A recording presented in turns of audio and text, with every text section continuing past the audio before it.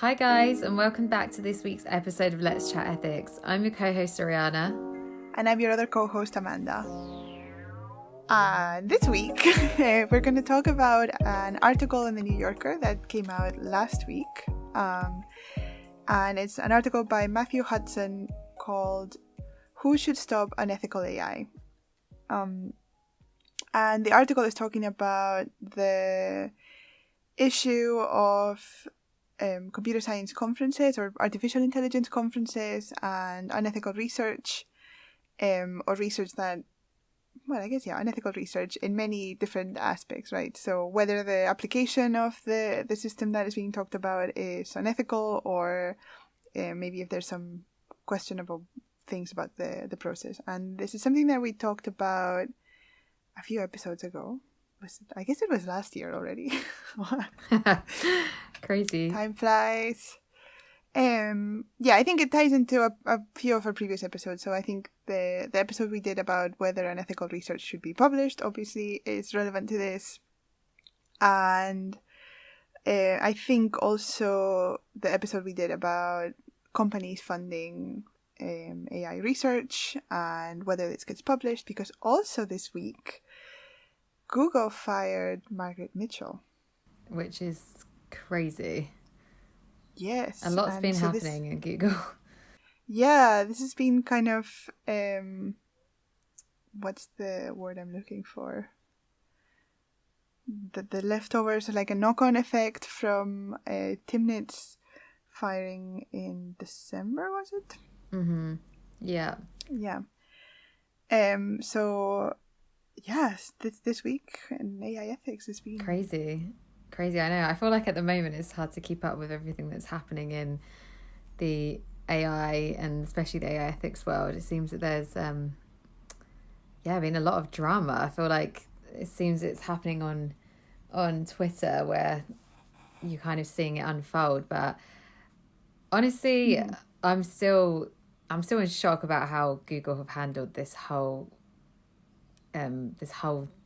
thing. Like I really am. I'm in shock about how, I know we spoke about in that episode about Timnit how we would be interested to see how Google handle this going forward. Well, honestly, like the CEO Sundar came out and he didn't apologize. He did the classic thing that people do and companies do. He's like, I'm sorry if you feel that way, not we're sorry. So no apology to Timnit for how she was treated. And then the knock-on effect is now the firing of Margaret. Yeah, it's been a crazy time. I'm just genuinely surprised at, I guess, the audacity of Google. I think it's kind of crazy that they think that they can just basically do what they want and there's going to be no consequence. Clearly, they're just doing this whole like shift around in their AI ethics department, and loads of the people in the team are outwardly on Twitter saying that they're totally unhappy about their managers both being fired. They haven't been told any of the new processes. It's kind of very wild. The thing is, Google have a history of doing this, right? Because in 2019, I think it was, they had an ethics board, an AI ethics board, and they dissolved it really quickly. And they're just like, never mind, guys. You know what? No. And now they're doing this. And you know what I think is that also, this is much worse in terms of PR than publishing a paper that says large language models are bad for the environment and that there's all these other... that was to me a criticism of all of AI or all of NLP, not specifically 100%. Google. Like universities Google also use these large language models, all these other companies, This is so much worse. So much worse. But I just think kind of shows that they genuinely thought that, we can treat Timnit this way and there won't be any consequences. And I specifically seen her speaking out about the treatment of black women at Google, and especially like minorities at Google, and how they just clearly have shown like no respect and keep saying it's like a pipeline issue, when actually it's a Google issue, and it's how they've been treating their black employees, and it's crazy, but it obviously just shows they know they have significant power and that they're not going to be severely damaged with this because people will still use Google search engine, unfortunately, and Gmail and everything else. And it's, I think they know that they have that so much power now that even it's something that's technically a bad PR for them, they'll, unfortunately, they won't really feel, I don't think, a significant effect. Yeah.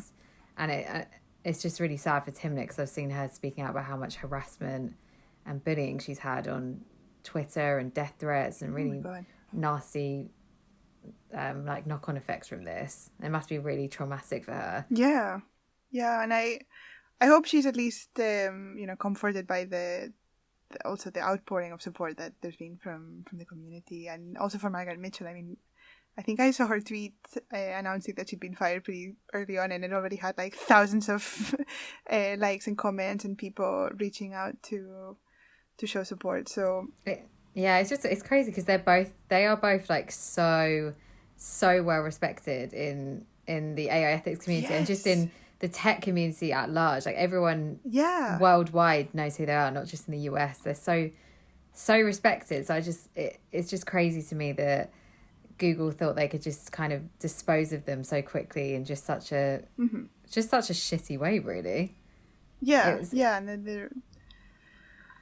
But I think, unfortunately, you're probably right that there's ultimately not going to be any negative consequences for Google. No. From this. I mean, even before Margaret was also fired, I feel like the whole thing with Timnit was already dying down and less people were talking about it, and people were just kind of moving on. And I think this is the problem though with, I think, any large corporation, they, especially operating in the US, because there aren't as many workers' rights in the US as there are in Europe per se. They know they can just do this. Like, you wouldn't be able to really do this in the UK, just lock someone out their email and then fire them, or you could, but it takes many more steps, whereas in the US there aren't the same protections. So I think large corporations know they can just be like, well, you don't suit us anymore, you spoke out, you don't work for our brand anymore, goodbye. And it's just kind of like, it's the American culture like that is quite ruthless, the working culture. But I don't know. But on to the New Yorker article. Yeah, we'll keep everybody updated with the Google situation. But let's move on to the article. Yeah, I was going to say, the New Yorker article, I felt like in terms of the writing style, I feel like it was a bit, I know we just were speaking about this before we were on air, but it feels like it's a bit mishmashed. It doesn't feel like, I don't know, I was expecting when I saw the title to kind of get a conclusion from the title of who should stop unethical AI. There we go. I was expecting from like who should stop unethical AI. I thought there would be some kind of conclusion or talk about who should be that person, or I thought the author of the article might go into a bit more of an opinion on what they thought. But I feel like it was... Yeah, I felt like it was, to me, it was just a lot of he said, she said in the article. Like, this researcher said this, and then this researcher said this. I'm not sure how, like, coherent it was as a whole, which was a bit disappointing, actually. Yeah, I felt like it was kind of lacking in terms of having a conclusion and I guess what the point of it was at the end. So the article just kind of goes through, I guess, all the like little like Twitter scandals that there's been over the last couple of years in terms of papers that were sort of questionable. And at the end, it not only doesn't offer like the author's opinion, it doesn't offer an answer to the question or even like a synthesized version of everything. Like, here are all the possible ways to do it. But I think it's also interesting that the paper, not the paper, sorry. You can tell I'm an academic. the paper. Yeah, I feel like the article was, at some point saying that the problem is that the field of AI or AI research is self-regulated. And then this is part of the problem, that there's no like rules or like, it's more like norms and not strict law. And weirdly, and I don't know if the article is written by an American, but the fact that there's no mention of regulation, for example, which would be, I don't know, for me, I always think when somebody I am not a liberal in the strictest sense, so I think that regulation plays an important role in making society better. So this seems like a prime maybe spot for regulation to step in and say something about AI research. And I realize that regulation is difficult for AI because it just moves so fast. But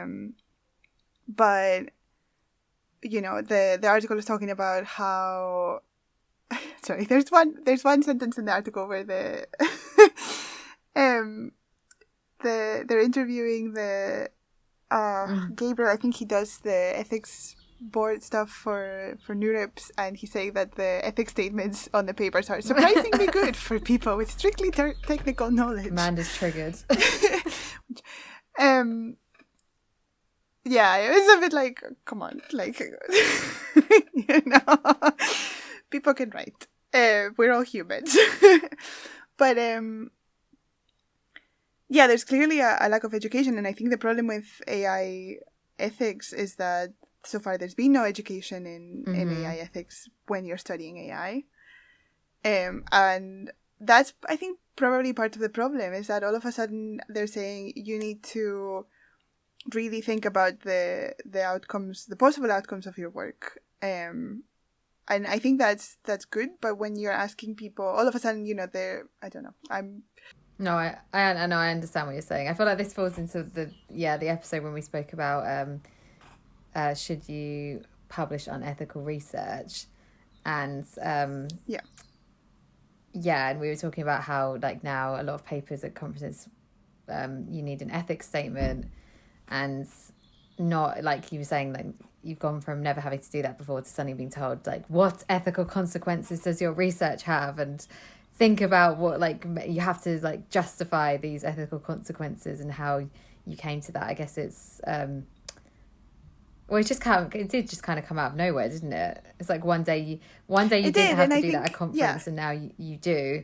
And I saw in the article they were saying obviously a lot of papers were rejected on the premise that their ethical statements weren't ethical. Their research wasn't being done ethically. And I guess it's a shock going from not having that to suddenly having that. And I think and I just think you're right, not having I think the article should also touch more on like the regulation side, definitely.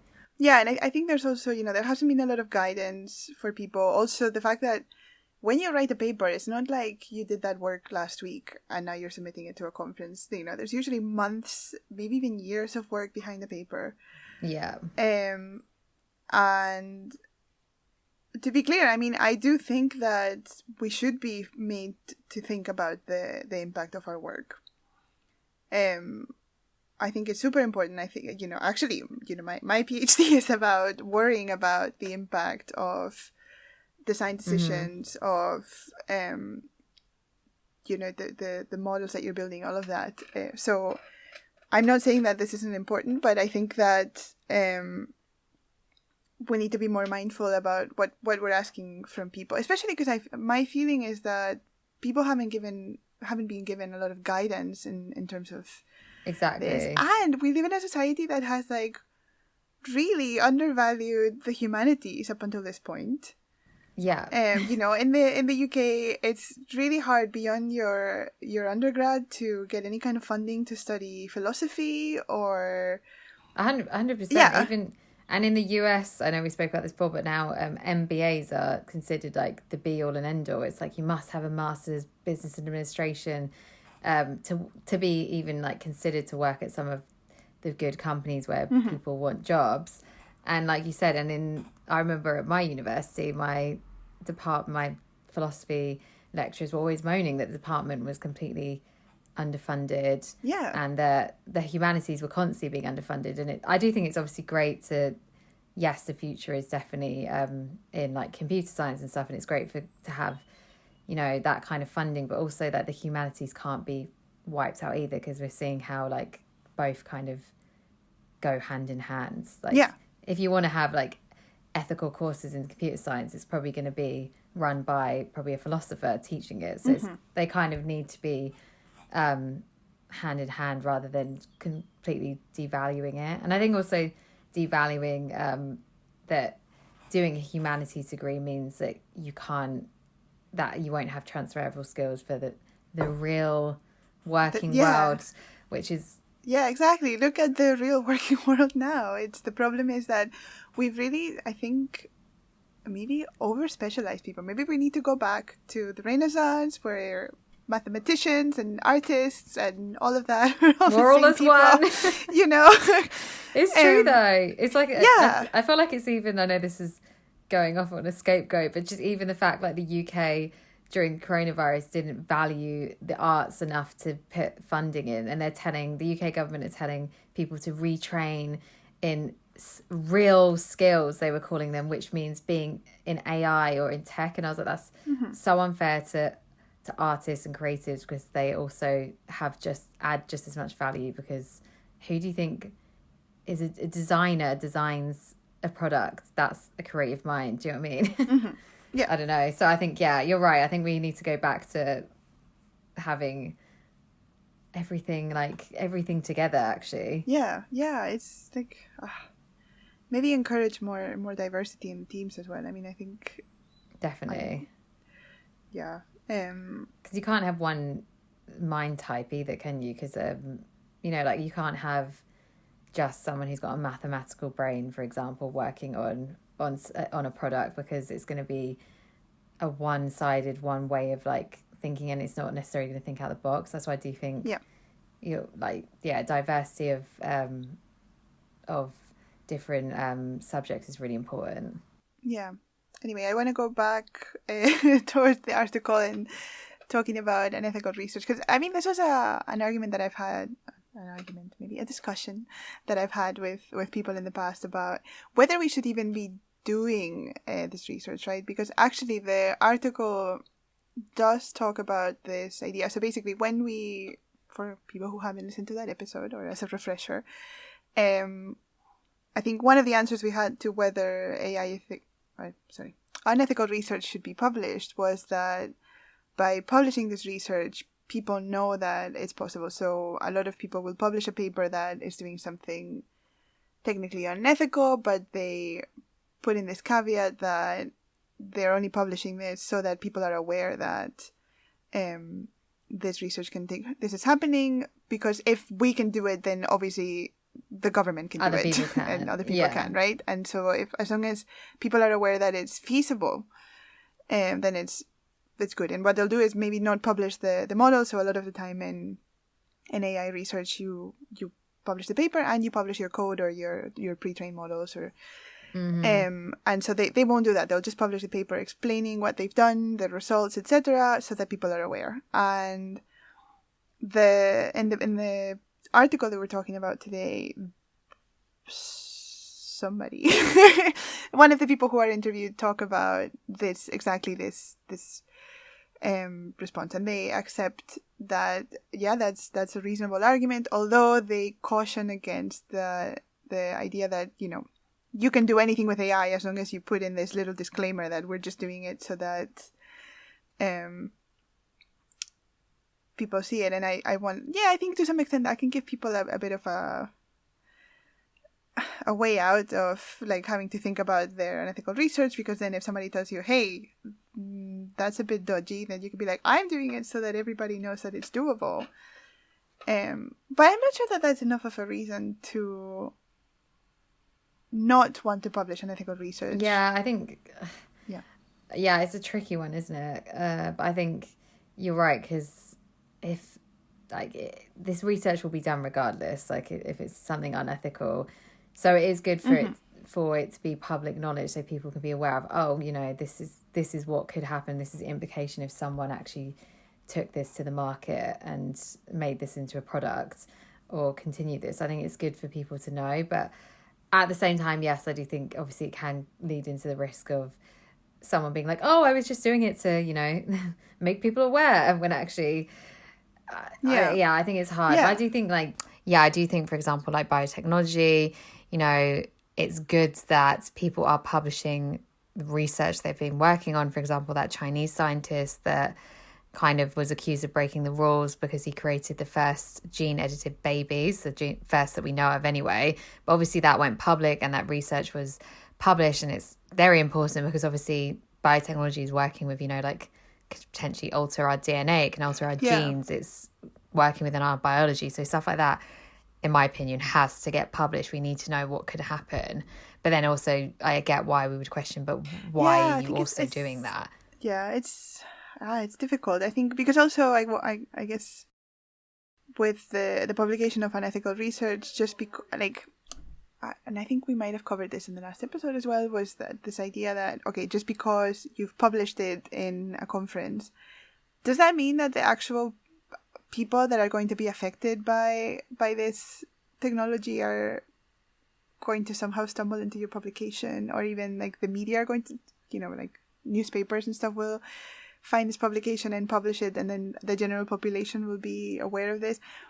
I don't know. I think there's thousands of papers at the bigger conferences, and I think it's going to be still difficult for people to actually see this research. So I don't know. I know my mind's not totally made up. Same. I feel like it's hard to know because I feel like a lot of these papers that make it to academic conferences and that get published don't necessarily even make it to media headlines, do they? Exactly. Or when they make it, they're all twisted. It's like a game of telephone, right? Yeah, so it's like I don't really...